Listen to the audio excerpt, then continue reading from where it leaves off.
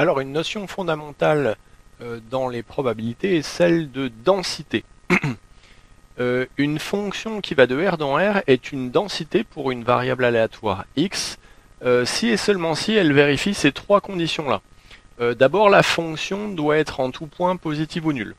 Ensuite, il faut qu'elle soit continue sur R, sauf éventuellement un nombre fini de points.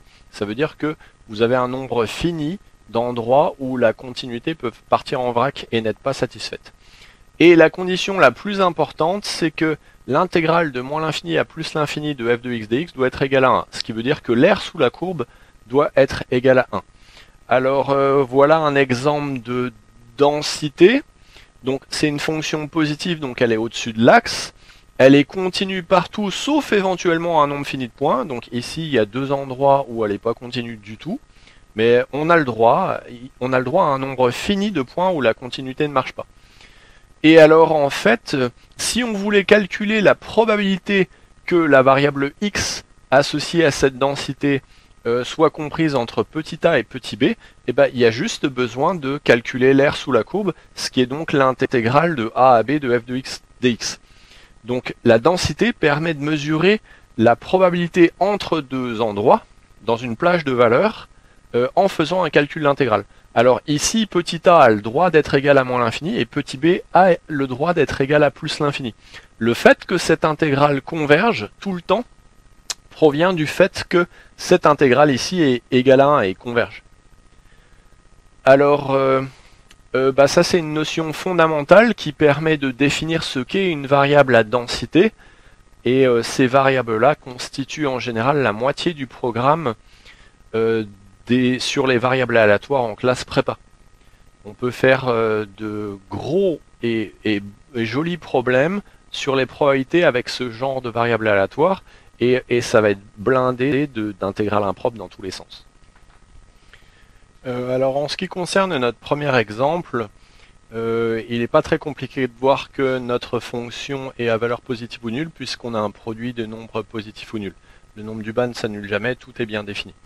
Ensuite, c'est une fonction continue en tant que produit et quotient de fonctions continues dont le dénominateur ne s'annule pas ici pour ce quotient-là.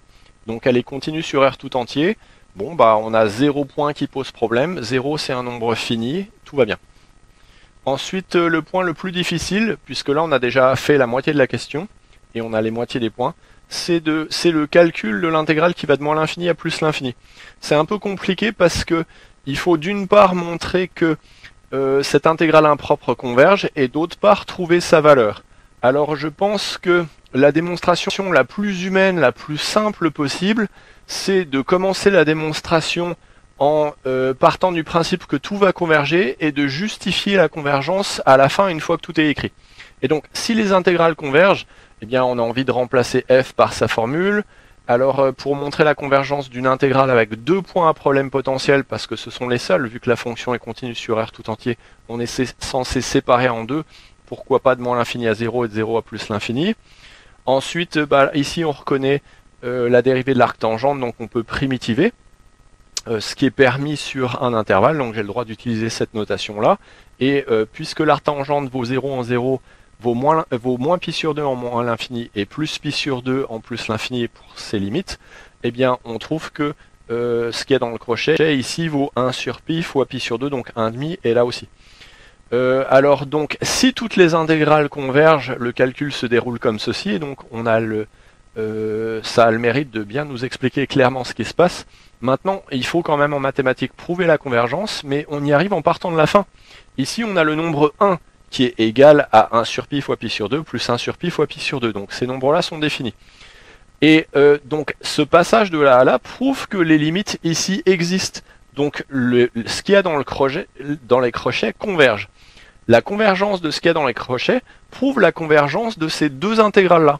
Et puisque les deux petites intégrales convergent, eh ben la grosse intégrale converge et est égale à la somme des deux petites. Et donc en lisant la démonstration à partir de la fin, eh bien on a prouvé la convergence de tous les nombres qui intervenaient dans cette démonstration-là. Donc c'est un peu étrange, mais la convergence, elle est prouvée dans ce sens-là, et une fois qu'on sait que les choses convergent, et ben l'égalité, on l'attrape dans l'autre sens.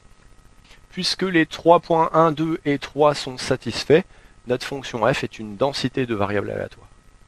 Alors, en ce qui concerne cette fonction g, qui est complètement déterminée par la donnée d'un paramètre θ strictement positif au début de l'exercice, eh bien, on peut remarquer que c'est une fonction qui est positive ou nulle, puisque x est plus grand que θ, qui est lui-même strictement positif dans ce cas-là. Donc tout est positif strictement dans ce quotient ici, ce qui donne un nombre strictement positif, alors que là, g vaut 0. Donc la fonction est positive ou nulle sur R tout entier. Ensuite, g est continu sur l'intervalle qui va de θ ouvert à plus l'infini parce qu'on a un quotient de fonctions continues dont le dénominateur ne s'annule pas. Ce sont des polynômes, hein, une constante en haut, un polynôme en bas. Et en dessous, quand x varie entre moins l'infini et θ ouvert, on a la fonction nulle, la constante nulle qui est donc continue. Ce qui veut dire que g va être continu sur ces deux intervalles, c'est-à-dire sur R privé de θ. Alors on ne sait pas si g est continu sur θ, et on n'a pas envie de faire l'effort de regarder parce qu'on a le droit d'avoir un nombre fini de points en lequel la fonction n'est pas continue. Donc on ne va pas s'embêter à faire un calcul inutile. Donc le deuxième point, c'est bon. Reste le problème de savoir si l'aire sous la courbe donne une intégrale égale à 1, et donc on a cette intégrale impropre à regarder.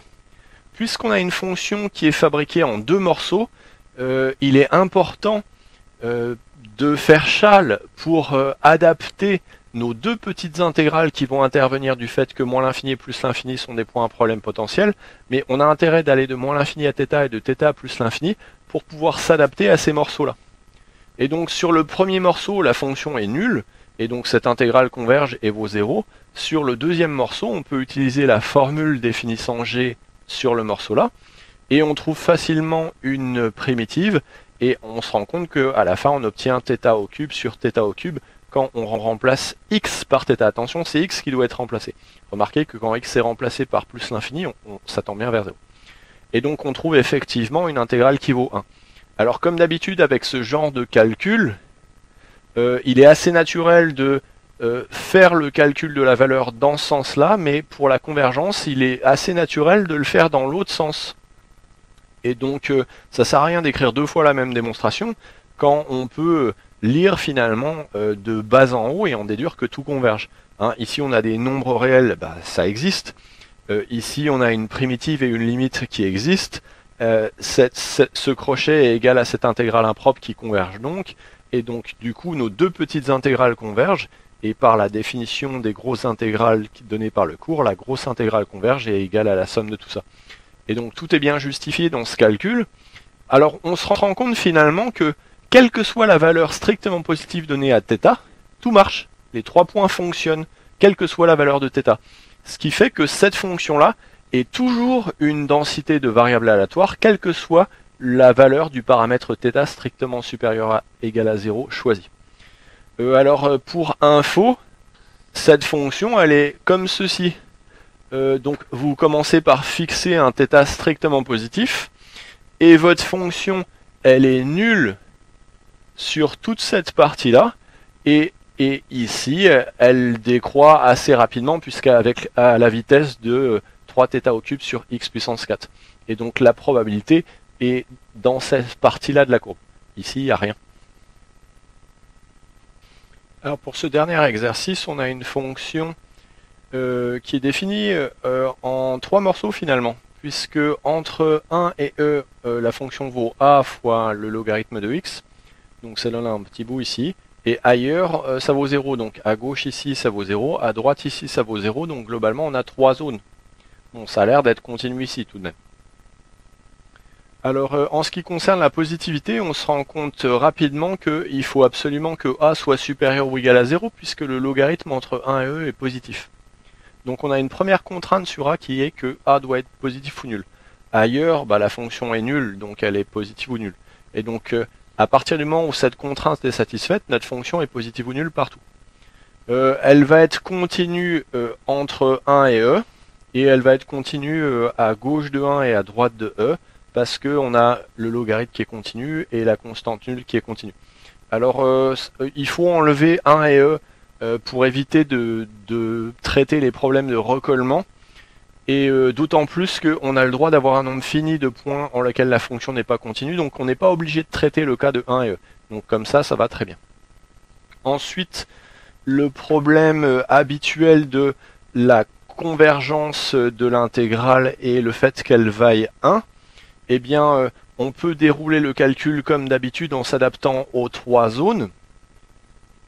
Alors, comment dire, alors, techniquement parlant, il faudrait qu'on en fasse 4, puisque on a comme point un problème potentiel moins l'infini, 1 par la gauche, ça en fait déjà 2, 1 par la droite, ça fait 3, E par la gauche, 4, E par la droite, 5, et plus l'infini.